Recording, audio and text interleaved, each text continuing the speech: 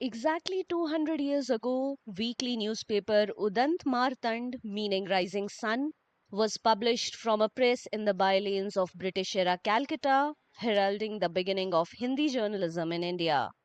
To commemorate the milestone occasion, the Indira Gandhi National Centre for the Arts in Delhi is hosting an exhibition featuring rare images of the first page of that edition of Udant Martand, as also of other historic Hindi journals published in the 19th and 20th centuries.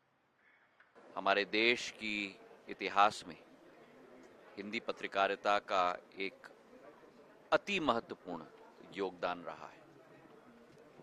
Lokmanya Tilak ji से, महान पुरोधा गणेश शंकर विद्यार्थी जी से, पंडित मदन मोहन मालवीय जी से, पंडित जुगल किशोर शुक्ल जी से, चाहे अभ्युदय हो, चाहे उदंत मार्तंड हो, चाहे प्रताप हो,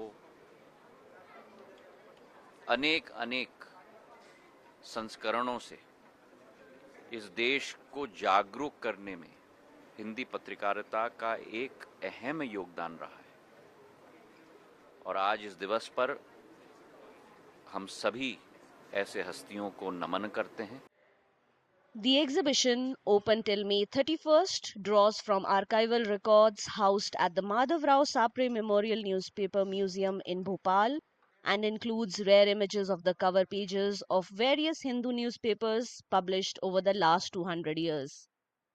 ये जो आर्काइव मटेरियल है ये बहुत से लोगों के घरों में है। ये बहुत सारे ऐसे परिवार होते हैं जो विद्या अनुरागी, बल्कि ये कहें विद्या व्यसनी, उनके लिए भोजन और हवा पानी की सामान पढ़ना भी और इन चीज़ों का संग्रह करना भी उनका शौक होता है।